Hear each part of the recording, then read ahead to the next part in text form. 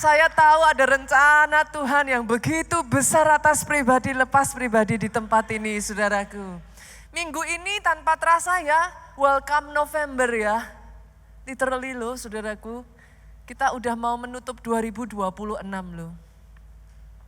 Yuk pakai waktu-waktu ini untuk kita evaluasi. Pakai waktu-waktu ini jadi momen perenungan, saudara. Momen kita itu kembali flashback sepanjang 1 tahun ini. Dan firman Tuhan minggu ini, bulan ini, saudara, 1 bulan ini, saya beri judul Victory in the Mirror. Sebagian dari saudara akan tanya sama saya, what do you mean pastor? Apa sih maksudnya dari judul yang pastor berikan gitu. Ketika saudara melihat ke cermin, maka apa yang saudara lihat? Nah, diri sendiri. Ketika kita bercermin, saudara, kita lihat ke cermin, maka kita melihat diri kita sendiri. Victory in the mirror, kemenangan di cermin, berbicara tentang kemenangan atas diri sendiri. Basically firman Tuhan selama 1 bulan ini akan mengajak saudara untuk upgrade. Jadi lebih baik, Pak. Becoming a better version of you. Jadi dirimu jangan jadi diri orang lain. You are beautiful just the way you are. Saudara sudah indah sebagaimana dirimu. Jangan mau jadi orang lain. But dalam menjadi diri kita ini, be a better version. Itu sebabnya firman hari ini saya akan bagikan saudaraku, mastering yourself. Menaklukkan diri kita sendiri. Kenapa? Karena kemenangan yang sesungguhnya justru menang atas diri sendiri. Firman hari ini akan mengajak saudara untuk yuk terus bertumbuh yuk. Jangan stuck ya Pak. Amin. Makin lama makin baik. Makin lama makin baik. Goalnya apa Pastor? 2 Korintus 3 ayat 18. Kita buka ya. Sama-sama kita baca, boleh Bapak Ibu? Saudara boleh lihat di depan 2 Korintus 3 ayatnya yang ke-18. Kita baca sama-sama yuk dengan suara keras 2, 3. Dan kita semua mencerminkan kemuliaan Tuhan dengan muka yang tidak terselubung. Artinya gimana saudara? Kita semua mencerminkan kemuliaan Tuhan dengan muka yang tidak terselubung. Sadarkah saudara, orang lain gak bisa lihat Yesus. Tapi saudara mencerminkan Yesus. Pertanyaannya simple. When they see you, what do they see? Apa yang mereka lihat? Lanjut ya. Dan karena kemuliaan itu datangnya dari Tuhan yang adalah roh, maka kita diubah menjadi serupa dengan gambarnya dalam kemuliaan yang semakin besar. Saya tuh sering ngomong kayak gini saudaraku, it's better ketika saudara baca Alkitab, koleksi berbagai macam translation boleh Bapak Ibu. Enggak susah kok. Ah pastor, masa saya harus beli banyak macam Alkitab? Zaman sekarang tuh saudara tinggal download kok. Itu sudah all kind, saudara tinggal klik bisa banyak terjemahan. Nah hari ini saya akan mengajak saudara membuka dalam terjemahan bahasa Indonesia masa kini. Tujuannya apa? Dapat better understanding aja saudaraku. Sekarang muka kita semua tidak ditutupi selubung, kita memantulkan kecemerlangan Tuhan Yesus. Yang berikutnya ini yang lebih mudah dimengerti. Oleh sebab itu kita terus-menerus diubah menjadi seperti Dia. Dianya siapa? Tuhan Yesus. Jadi goal utamanya Bapak Ibu, jadi seperti Yesus. Orang Kristen goal utamanya, our self goal, jadi seperti Yesus. Makin lama kita menjadi makin cemerlang. Lihat kiri kanan, katakan hari ini kau kinclong. Makin lama makin cemerlang. Artinya yang Yesus harapkan dari ayat ini sebenarnya, Yesus kepingin saudara makin lama jadi makin baik. Enggak boleh sama loh ya, biar 1%, esok lebih baik dari hari ini lebih baik dari hari kemarin. Itu goalnya, jadi enggak berlebihan kok saudaraku. Saudara enggak dituntut berlebihan kok. Seringkali kita frustrasi karena kita menuntut diri kita sendiri berlebihan. Yesus cuma mintanya simpel kok, jadi kayak aku kata Yesus. Makin lama makin cemerlang. Tetapi ingat, bukan karena dirimu.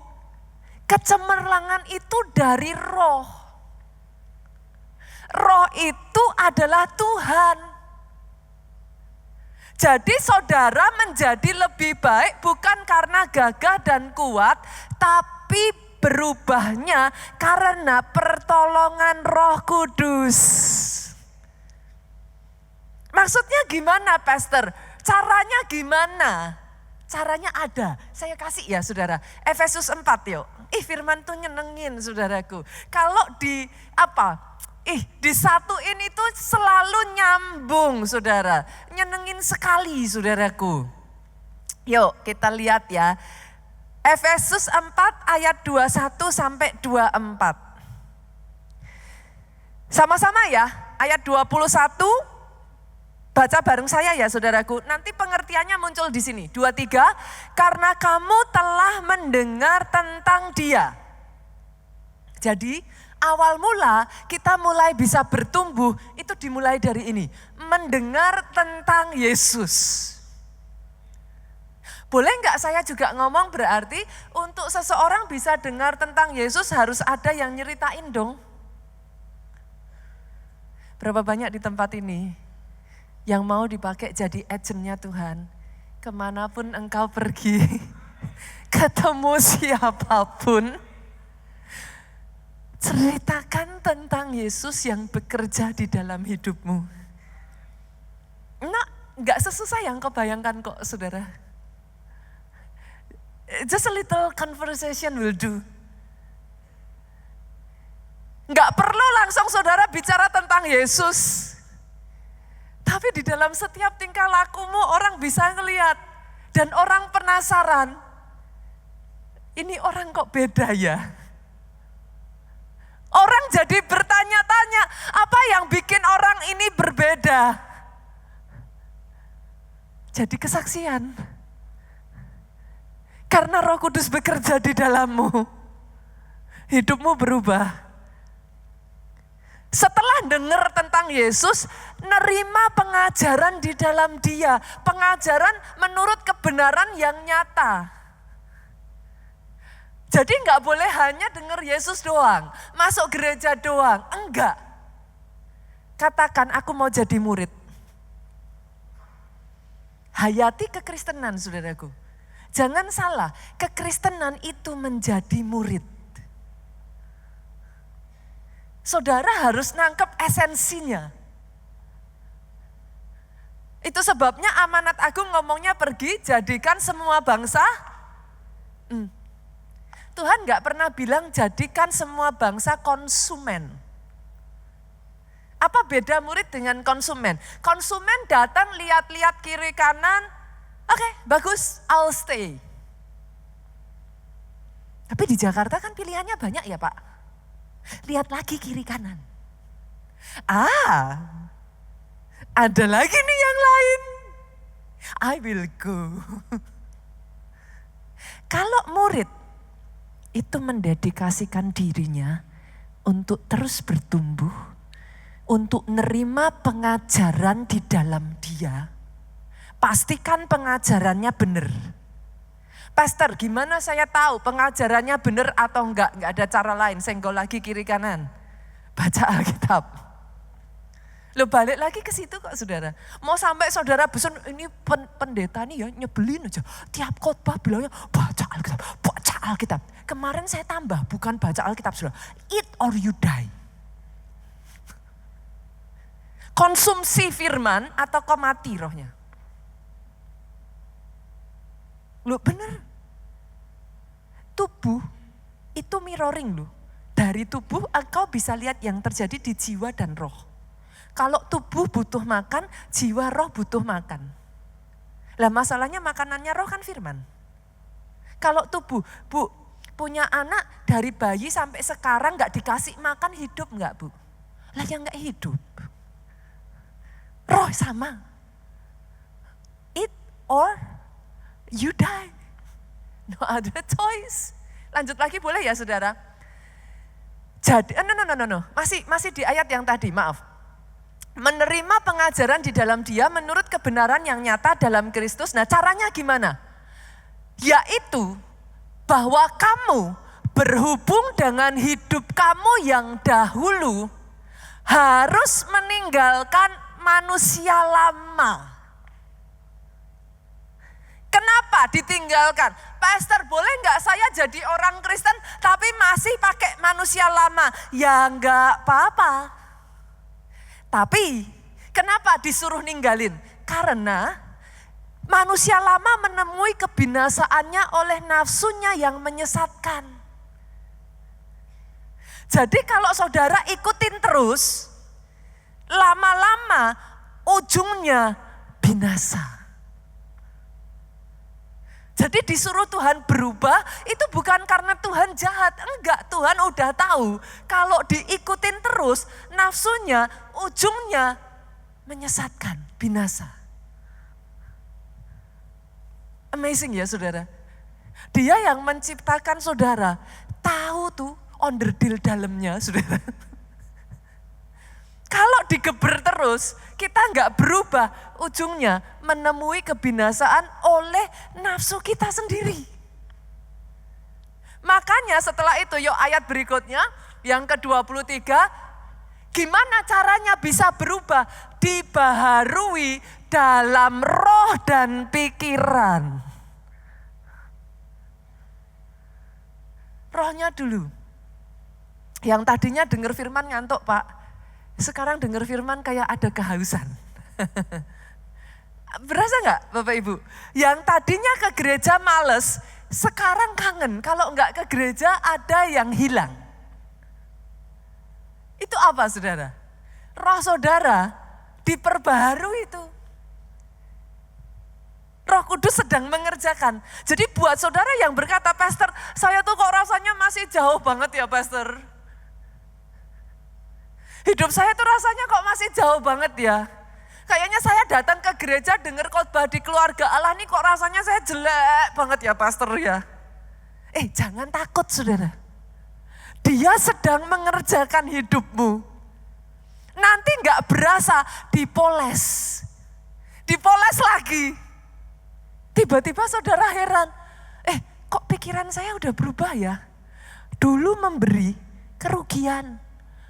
Pastor, kok beri? Rugi. Harus selalu nerima. Sekarang tahu, memberi lebih baik dari menerima. Tadinya orang lain bilang, Pastor, tuh ya, ibu yang satu tuh, pelit bin gudil. Kalau orang Jawa bilang ya saudaraku, udah pelit gudil, itu apa? Pelitnya pelit, saudaraku. Tapi sekarang setelah ada pembaharuan pikiran, pembaharuan roh, Tuhan pakai loh, Tuhan jamah hatinya. Jadi menyadari terlebih berkat memberi daripada menerima. Ada orang yang menyebar harta tapi enggak menjadi miskin. Lo sadari saudara, filosofi dunia dengan firman itu beda. Akhirnya jadi bisa mengenakan manusia baru. Manusia baru ini diciptakan menurut kehendak Allah, hidup dalam kebenaran dan kekudusan. Menyadari. Bukan jadi orang Kristen enggak enak ya, harus hidup kudus. Enggak, menyadari. Kalau mau diikuti nafsunya terus, ujungnya binasa, sesat. Hilang, lost. Saudara, make sense yang saya sampaikan ini? Tapi ketika kita harus justru mengenakan manusia baru, ternyata malah ada hidup di situ. Yang lama telah berlalu, yang lama dikubur, sekarang keluar jadi manusia baru, Bu. Itu bicara apa? Baptis. Nah loh, senggol kiri kanan. Yang belum baptis udah jadi orang Kristen 5 tahun, 10 tahun, sampai sekarang mau baptis gini. Maju mundur, kayak Syahrini. Saudara. Ayo baptis. Pastor, kenapa harus dibaptis? Saudara, sorry ya kalau saya keras ya. Baptisan bukan pilihan. Selama ini kalau jadi orang Kristen berpikir baptisan itu pilihan, no, it's not. Baptisan itu perintah. Ayatnya mana? Matius 28:19, pergilah, jadikan semua bangsa murid dan baptislah mereka. Halo, pilihan atau perintah? Bukan cuma perintah, Bu. Dari semua perintah disebut amanat agung. Perintah aja udah tertinggi. Bukan hanya itu lagi, saya tambahin. Markus. Yesus aja dibaptis. Nah lu. Markus 1 ayat 9. Pada waktu itu datanglah Yesus. Ia dibaptis di sungai Yordan oleh Yohanes. Berlebihan enggak kalau saya ngomong gini Bapak Ibu? Kalau Yesus aja dibaptis, siapa kita? Halo? Yesus loh saudaraku, dia Tuhan. Dia tunduk, dia ikut itu. Perintahnya Tuhan tuh. Dia jalan dibaptis. Bukan hanya itu, Kisah Rasul 2, buka saudaraku. Ayatnya yang ke-38. Bertobatlah, disuruh bertobatlah. Hendaklah kamu masing-masing memberi dirimu dibaptis. Ayo kurang kenceng apa? Kasih salam kiri kanan. Ayo dibaptis. Ayo dibaptis. Yang sudah katakan, saya sudah. Baptis, ayo yang belum segera baptis, ambil keputusan hari ini, segera daftar. Pastor nanti aja, kalau pas ada pengumuman, daftar sekarang. Manusia gitu saudara, kalau saudara nggak ngelawan, manusia lama itu kepengennya naik terus. Aku yang tidak laku dan kaku harus disalib. Ini balik-baliknya, tanggal 30 November. Oh wow, masih ada kesempatan saudaraku, ini baru awal November. Nanti akhir bulan ada baptisan. Join, ayo dibaptis. Kenapa saudara? Karena sesungguhnya ya, kalau saudara berpikir, Pastor, kalau gitu hidupku jauh banget tuh Pastor. It's okay saudara. It's okay. Kalau toh saudara berpikir, aduh saat ini kok saya masih ini ya Pastor ya. Enggak semua orang dalam Alkitab itu memulai langsung baik. Permulaannya banyak yang enggak baik. Masih ingat Yefta enggak Bapak Ibu? Namanya jarang disebut sih. Yefta itu salah satu dari hakim-hakim. Tapi tahukah saudara siapa Yefta? Yefta ini, maaf kata saudaraku, Alkitab mencatat, dia ini, maaf sekali lagi maafkan saya saudaraku, dia ini anak perempuan sundal. Bukan hanya dia anak perempuan sundal, dia dibuang. Karena dia dibuang, dia hidup dengan orang yang gak jelas latar belakangnya, akhirnya Yefta ini jadi perampok. Cuman sorry loh saudara, saya tuh menemukan Tuhan kita, Yesus kita tuh punya hobi yang unik. Dari sejak awal kau diciptakan, Tuhanmu hobi ngumpulin debu. Kita ini debu dan tanah tuh. Nah, dikumpulkan tuh sama Tuhan. Dia tuh hobi ngumpulin debu. Dia itu hobi merubah yang tadinya sampah jadi kinclong. Itu hobinya Yesus, saudara.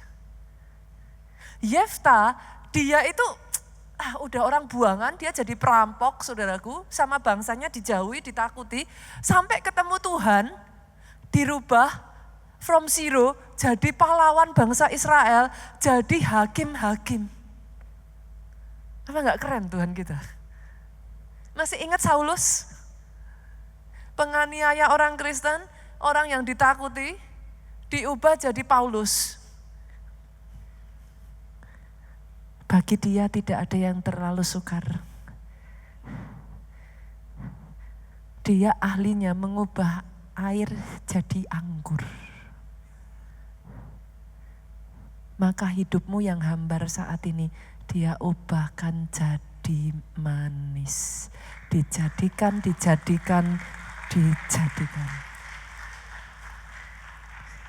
Itu spesialisasinya Yesus, saudaraku. Jangan takut ya Bapak Ibu. Just if you feel like, Pastor I'm far away, that's okay. Yuk walk together. Jalan bareng yuk. Jadi makin baik. Be a better version of you. Jangan sebaliknya, tadinya udah baik, tapi malah sekarang mundur. Siapa Pastor dalam Alkitab? Masih ingat Salomo? Kurang hebat apa lo saudara? Yang lain minta apa, Salomo tuh mintanya wisdom. Sampai-sampai Pak, Tuhan tuh hatinya tersentuh loh. Saking tersentuhnya hati Tuhan saudara sama Salomo, Tuhan tuh ngomong, kamu minta apa aja nanti yang lainnya bonus. Tuhan begitu tersentuh. Tapi sayangnya, once again manusia tuh gimana sih saudaraku? Berasa gak sih? Your biggest enemy is not other people. It's you. Salomo itu jatuh karena gak bisa mengendalikan hawa nafsunya sendiri.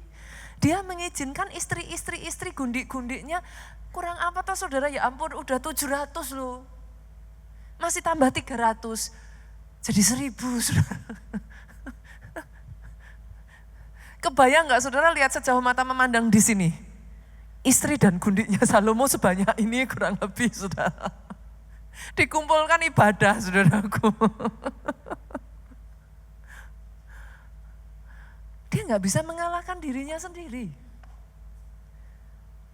Akhirnya jatuh. Masih ingat lagi, ini saudara mungkin jarang dengar ya, Raja Usia. Dia memulai ya Pak, Raja Usia tuh hebat loh. Dia memulai justru dengan mengandalkan Tuhan, menjadikan Tuhan nomor 1. Akhirnya dia diangkat. Setelah dia diangkat, sayangnya dia jadi sombong. Manusia tuh kan gitu tuh saudara. Udah baik-baik. Kalah sama siapa? Diri sendiri. Demas ini namanya jarang muncul juga. Siapa Demas? Demas itu Bu, rekan sepelayanannya Rasul Paulus. Kalau nanti saudara baca ya, sayang sekali saudaraku, Demas ini. Enggak apa-apa tapi sekali kalau nanti saudara baca, saudara akan bisa melihat kisahnya di 2 Timotius 4 ayatnya yang ke-10. Awalnya dia itu rekan seperjalanan, rekan sekerjanya Rasul Paulus. Tapi di tengah jalan dia berhenti. Boleh enggak saya katakan jangan berhenti di tengah jalan Bapak Ibu? Boleh ya? Dia meninggalkan Rasul Paulus, akhirnya dia mengejar dunia, saudara. Buat saudara, maaf Bapak Ibu, saudara yang menyaksikan streaming hari ini, boleh nggak saya ajak lagi? Engkau yang sudah lama nggak pernah ke gereja, one way or another sejak dari pandemi, mungkin somehow sampai detik hari ini akhirnya it becomes a new habit. Engkau nggak pernah berani ke gereja lagi. Boleh nggak saya ajak, if you happen to be around, ada di area Haleluya Center ini, datang yuk ke PIK. Atau kalau engkau ada di area Jakarta Barat, datang ke Soho Capital lantai 11. Kenapa saudaraku? Saya tuh merasa ya saudara, firman Tuhan ini sedang berbicara, ada orang-orang yang sedang dicari Tuhan tuh. Where are you? Keluarga Allah, wherever you are, yang sudah lama engkau tidak ibadah, balik lagi yuk. Di momen akhir tahun ini, Tuhan sedang mencari engkau. Tuhan mau menarik engkau kembali. Tuhan mau membawa engkau be a better version of you. Tuhan mau mengangkat engkau naik level. Tapi masalahnya once again saudaraku, the biggest monster that you actually face, the biggest enemy. Lihat kiri kanan, yang datang sama pasangannya, lihat kiri kanannya, katakan, bukan istrimu, bukan suamimu. Pegang tangannya, peluk suamimu, peluk istrimu, katakan kamu bukan musuhku Pak. Kita berteman, kita teletabis, berpelukan. Musuhmu bukan pasanganmu. Halo, bukan teman sepelayanan, bukan darah daging kata firman Tuhan. Ini loh, aku yang kaku dan gak laku harus dipaku. Nanti yang lain lupa gak apa-apa ya, firmannya hari ini apa gitu. Aku yang kaku, enggak laku, harus dipaku. Nah ini ego saudara, musuhnya tuh apa? Ego. Baliknya tuh diri sendiri. Harus kunci utama saudara bisa bertumbuh, kunci utama saudara jadi semakin cemerlang, kian lama kian jadi baik adalah mastering yourself. Menaklukkan diri sendiri.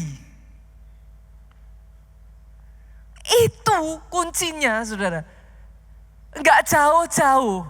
Kenapa? Saya tuh kemarin happen to find, saya menemukan saudaraku, saya senang banget.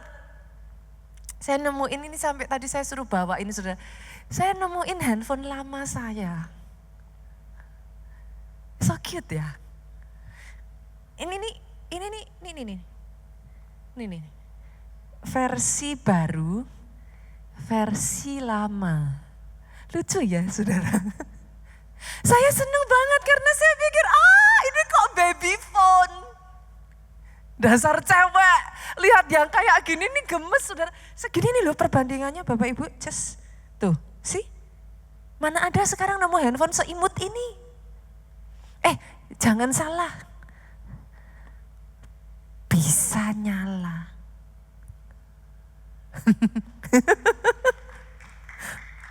Saya senang, waktu saya buka dia nyala saudaraku, saya happy banget, saya mau pakai. Begitu saya mau pakai, mau saya install, nggak bisa. Tuh. Kalau saudara nggak ngalahin diri sendiri ya, manusia lama terus dipakai ya. Ini jadinya cuman ini saudara, imut, lucu. Apa? Jadinya apa? Kayak dinosaurus itu apa namanya, saudara? Apa? Ini saudaraku, dia keren, dia cantik, tapi senggol kiri kanan nggak bisa dipakai, fosil. Ya cuman bisanya ya cuman ini doang saudaraku, kalkulator. Apa? Bisanya cuman nggak tahu nih. Kemarin saya coba nggak bisa ini. Lihat tanggal kalender bisa. Kalau saudara nggak nanggalin manusia lama, terus jadi kayak handphone saya ini, nggak bisa dipakai Tuhan. Aku yang kaku dan nggak laku harus dipaku. Sama seperti handphone ini, nggak bisa dipakai. Handphone baru aja harus di-upgrade terus toh. Engkau harus di-upgrade. Makin lama jadi makin seperti Yesus. Mengalahkan, menaklukkan diri sendiri. Itu dimulai, saudaraku, dimulai dari menaklukkan egomu. Boleh nggak kita belajar sedikit yuk? Pastor, apa sih sebenarnya itu ego? Tadi saya dengar Pastor bilang saya harus mengalahkan ego saya. Apa itu ego? Ego adalah dorongan dalam diri kita untuk menempatkan diri kita sendiri sebagai pusat yang utama. Jadi sebuah dorongan yang muncul dari dalam diri to make ourselves as the first. The most important. Itu sebabnya saudara mengenal kata egois. Apa itu egois? Egois adalah istilah yang intinya diriku nomor satu. Yang aku rasakan yang paling penting. Orang lain gak penting. Tapi saya nggak nyaman, Pastor. Saya nggak enak. Saya nggak suka. Kalau saya sudah nggak suka, orang lain suka, nggak peduli. Yang penting sayanya yang suka. Orang lain nggak suka, terserah dia. Disebut egois.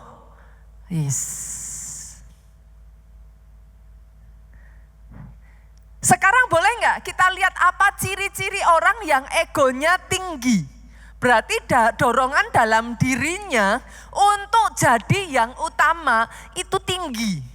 Ciri-cirinya apa saudaraku? Nah yuk kita lihat ya. Nanti kalau ada salah satu yang mungkin saudara temui dalam diri saudara, cengir-cengir aja, nggak usah angkat tangan saudaraku. Ciri-ciri nomor satu, mau menang sendiri. Orang lain gimana terserah, pokoknya terserah. Yang lain terserah, yang penting saya. Mau menang sendiri, karena mau menang sendiri selalu merasa paling benar. Orang lain selalu salah.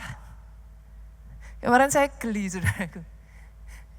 Suami sukanya ngomongnya istri selalu benar. Benar gak ibu-ibu?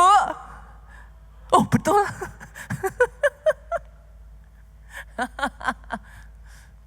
Saudara jadi bisa ngelihat gak?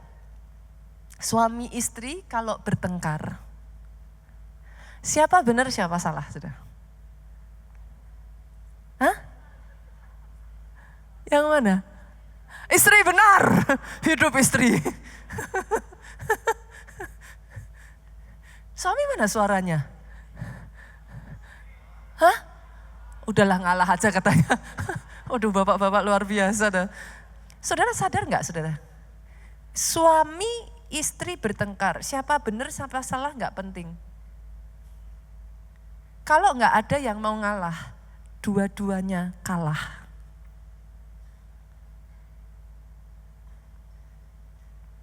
Karena ego kita jadi nggak bisa ngelihat itu. Pokoknya saya mau diturut ibu. Dia dulu. Kalau dia belum mau berubah, jangan harap saya udah. Enggak usah bicara yang lain, udah, terserah. Memangnya di dunia ini laki cuma satu.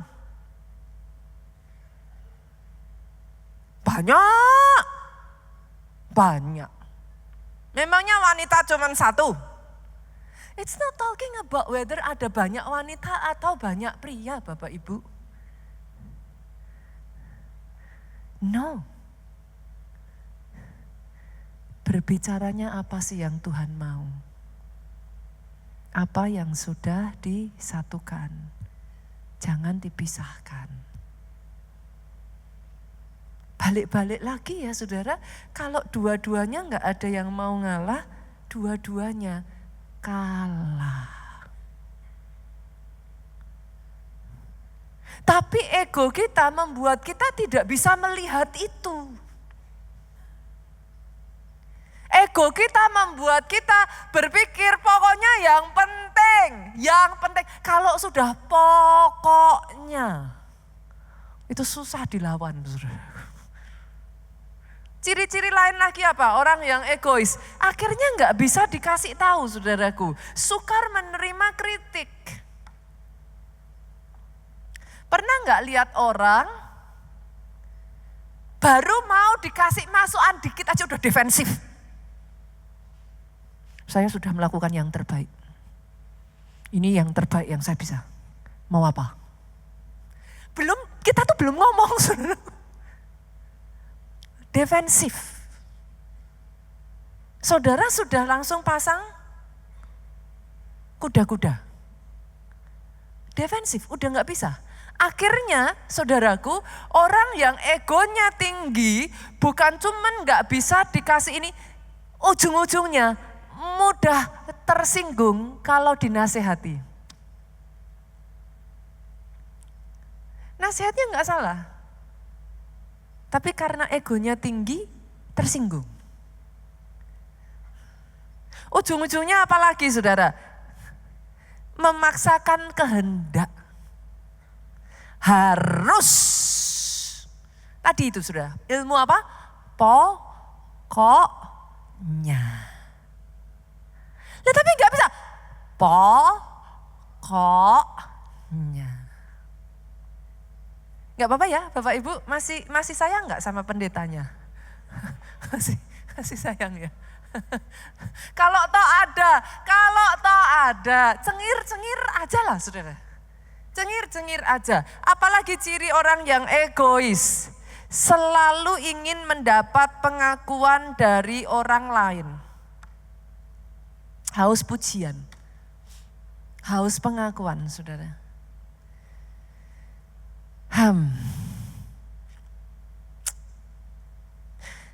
Simpelnya gini, semua orang punya ego.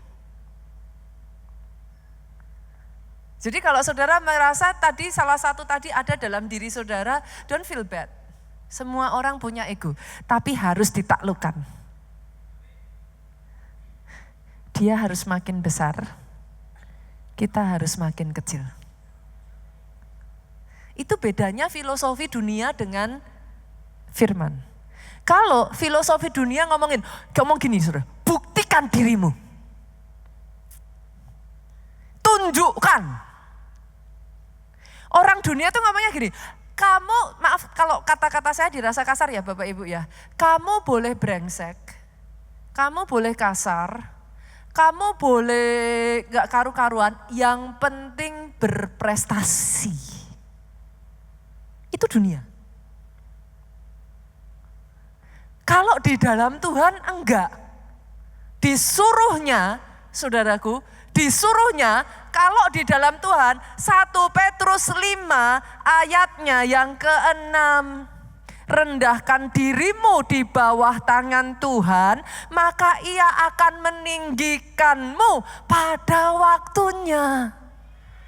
Saudara bisa melihat enggak sebeda itu loh. Makanya kenapa disuruh berubah di dalam pembaharuan budi. Karena kalau enggak, ngikutinya jadi kayak yang dunia terus gitu. Dunia bilang enggak apa-apa, it's okay. Kamu jelek, kamu mau sukamu sendiri. Kamu mau kasar, kamu mau ngerusak hidupmu. That's fine. Hidup-hidupmu, mulut-mulutmu, kan gitu orang bilangnya. Kenapa tidak? No, because karena kau ada yang punya. Kita menyebut diri kita ciptaan dan dia pencipta. Artinya he is the creator. He owns us. Mulut ini ada yang punya. Jari ini kalau mau nulis status ada yang punya. Zaman sekarang itu kan bukan hanya mulut tuh saudaraku. Katanya lidah tak bertulang. Jari juga tak bertulang kayaknya. Kan? Hati-hati dengan yang kau tulis, hati-hati dengan yang kau katakan, hati-hati dengan yang kau lihat. Anak sekolah minggu aja tahu, karena Bapa di surga melihat ke bawah, hati-hati gunakan. Mulutkah, jarikah, pikirankah, tubuhkah, tangankah, matakah, telingakah. Make sense Bapak Ibu? Boleh ya? Boleh ya? Saya ajak sebentar kita belajar dari salah satu orang yang disebut, Yesus tuh pernah ngomong. Mungkin ya saudara kalau ada manusia yang terbesar di bumi ini, Yesus tuh ngomong itu Yohanes Pembaptis. Kita belajar yuk dari hidup Yohanes Pembaptis. Siapakah Yohanes Pembaptis? Saya tarik dulu saudaraku. Yohanes Pembaptis ini saudaraku adalah anak yang disebut anak mujizat. Ini ya kalau saudara mau tahu actually seberapa besarnya egonya Yohanes Pembaptis. Dia anak yang disebut anak mujizat, lahir di masa tua. Anak laki-laki satu-satunya keluarganya. Yang notabene ayahnya seorang imam besar. Kelahirannya diberitakan oleh malaikat. Sejak dalam kandungan sudah kepenuhan Roh Kudus. Disebut sebagai orang yang akan mempersiapkan jalan Tuhan. Saudara kebayang gak nih? Kalau istilahnya zaman sekarang saudaraku, ini egonya mau segede apa gitu saudara. Udah anak konglomerat, anak laki satu-satunya, lahir dari keluarga yang semua yes, harus dituruti. Anak yang disebut digadang-gadang akan menjadi penerus, bla and bla and bla. Kebayang gak Bapak Ibu, harusnya egonya segede apa ini? Tapi yang hebat dari Yohanes Pembaptis ya, dia tuh tahu hidupnya bukan tentang dirinya. Hidupnya tentang Yesus.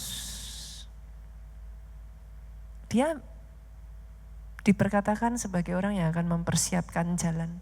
Banyak manusia ya saudaraku, saya menemukan ya, we think that the world, dunia ini berputar di sekeliling kita, but it's not. So sorry. Yesus punya rencana, Tuhanmu punya rencana atas pribadi di sekelilingmu. Every single person matters to him.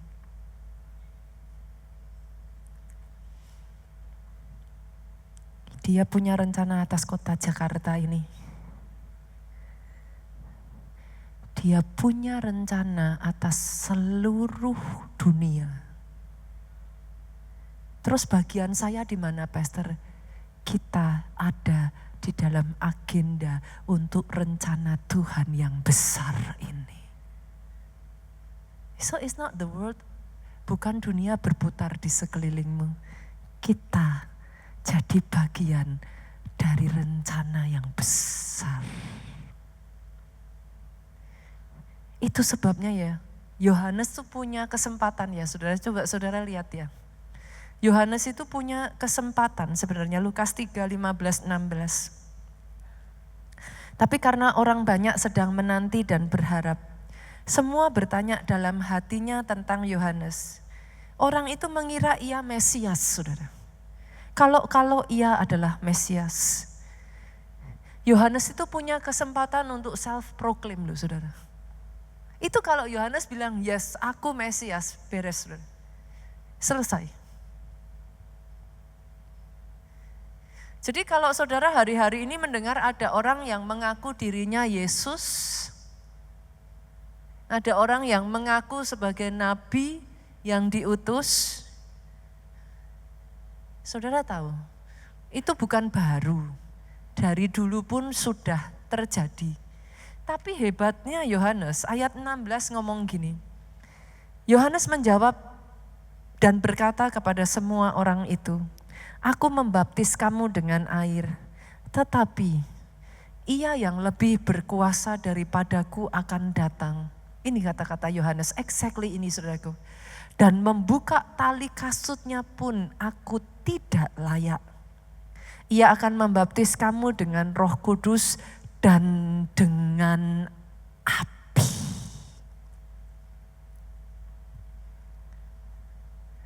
Saudara nanti kalau turun ke bawah lagi ya, saudara akan menemukan once again di ayat 28, Yohanes 3 ayat 28. The same story actually, saudaraku. The same story tapi dari kitab yang berbeda. Yohanes itu ngomong gini, kamu sendiri dapat memberi kesaksian. Aku telah berkata, aku bukan Mesias. Dari ayat ini, saudara, kalau saudara runut turun ke bawah sedikit lagi, maka saudara akan mendapatkan ayat yang sangat epik. Ayatnya yang ke-30, Yohanes 3:30 tadi yang saya katakan. Apa saudara? Sama-sama yuk, 2, 3, dengan suara paling keras. Ia harus semakin besar, tetapi aku harus semakin kecil.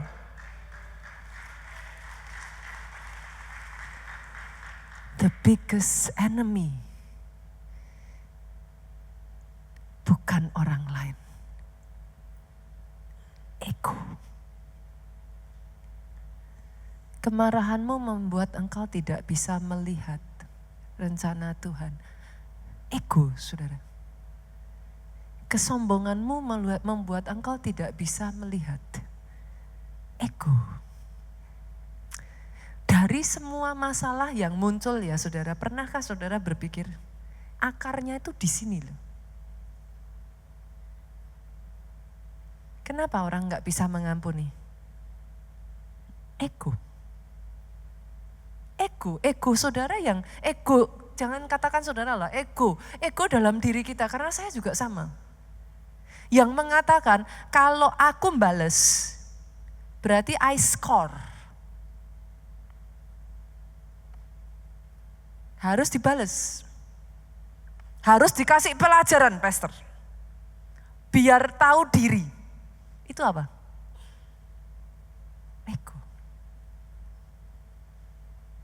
Balik-balik itu ego. Akar dari sangat banyak masalah, itu baliknya tuh yang satu ini loh saudaraku. Ego. Akar kekecewaan apa? Ego toh. Apalagi saudara mau nyebut apa lagi? Akar kemarahan apa? Ego. Apa? Sebutin deh saudara. Apalagi? Balik-baliknya itu ego. Harus ditunjukkan. Kalau saya marah, kalau enggak seperti itu, enggak kelar-kelar, pastor. Memangnya dia siapa? Belum tahu saya siapa. Itu apa? Tapi kalau mau narik dari Yesus ngasih contohnya apa? Dia mati di atas kayu salib, saudara. Gimana ya ngomongnya ya?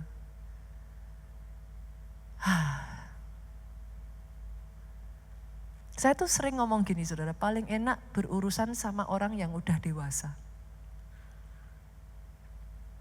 Kalau berurusan dengan kanak-kanak, capek dah.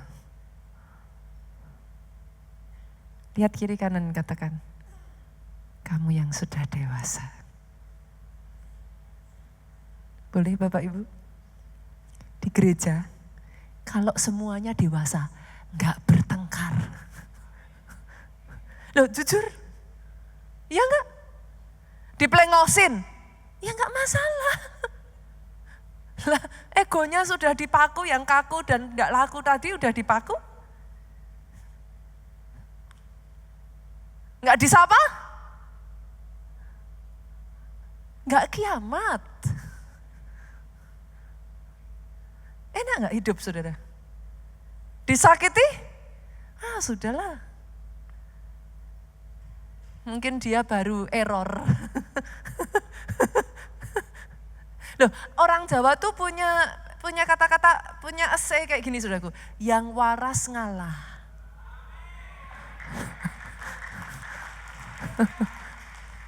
Loh bener gak?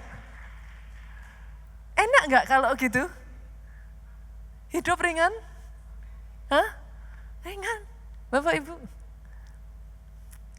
Tapi kok berat ya Pastor? Aduh ya ampun Pastor. Kok berat rasanya? Ego. Firman hari ini ya saudaraku mengajak kita bersama ya di akhir penghujung tahun ini ya. Yuk kita introspeksi. Ini saya nggak hanya berbicara tentang, ketika saya berbicara kepada saudara ya, I'm talking to myself. Yesus sudah ngasih contoh yang begitu indah saudaraku. Kadang saya tuh kalau mau cerita contohnya Yesus tuh saya pasti nangis saudara.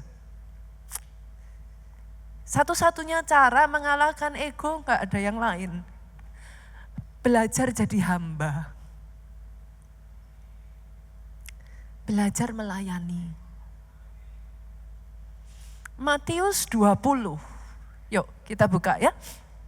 Matius 20 ayatnya yang ke-28, sama seperti anak manusia datang bukan untuk dilayani, melainkan untuk melayani dan untuk memberikan nyawanya menjadi tebusan bagi banyak orang.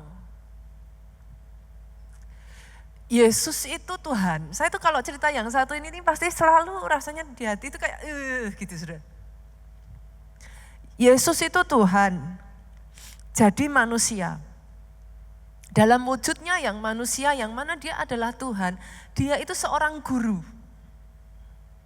Zaman dulu guru itu dilayani, guru itu yang harus diinikan saudaraku. Tapi dalam wujudnya yang adalah manusia dan menjadi guru, Yesus itu membasuh kaki murid-muridnya loh saudara. Itu buat saya itu sering saya nggak terima saudara.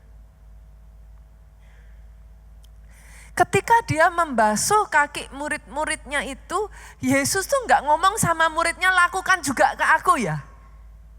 Enggak. Dia ngomong, lakukan itu satu dengan yang lain. Itu saya sering, di situ tuh sering saya belajar saudaraku. Kerendahan hati Yesus, dia ngasih contoh itu bukan supaya saudara ngelakuin itu ke dia. Dia ngasih contoh itu, dia ngomong. Dia memberikan kepada saudara sebuah teladan. Kalau ada orang yang merendahkan engkau, at least aku sudah pernah basuh kakimu, basuh kaki mereka.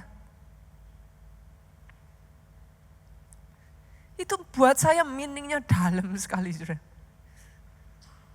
Itu satu teladan yang Yesus tinggalkan. Dia mintanya itu apa saudara? Jadikan kami satu seperti kerinduanmu, agar dunia tahu bukti nyata dari kasihmu. Yesus titipnya itu. Ya ampun Tuhan Yesus. Itu sebabnya saudaraku, tahukah saudara melayani itu baik? Saudara yang belum melayani, yuk saya ajak melayani yuk. Kenapa? Gini saudaraku, jadikan pelayananmu bukan sebagai satu, mengisi waktu luang, bukan.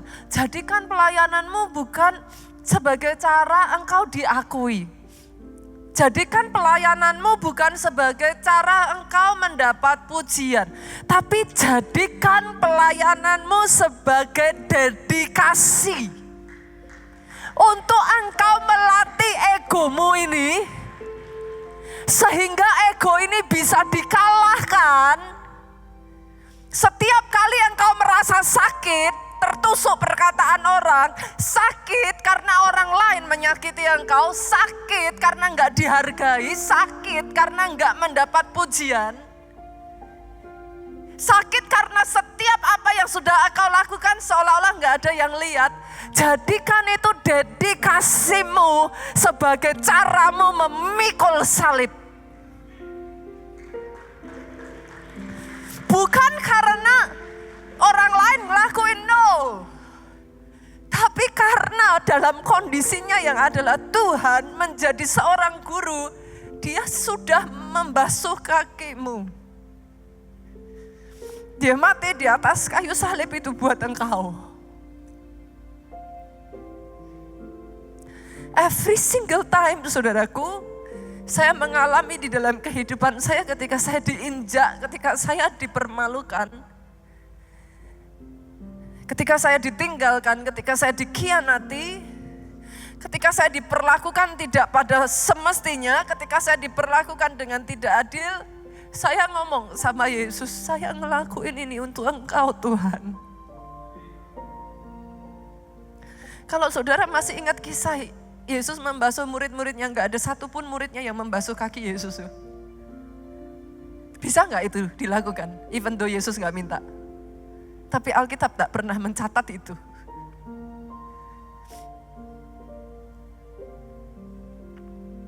Jadi saya itu ngomong sama Tuhan, boleh enggak sih kekristenan bukan hanya sekedar soal engkau diberkati,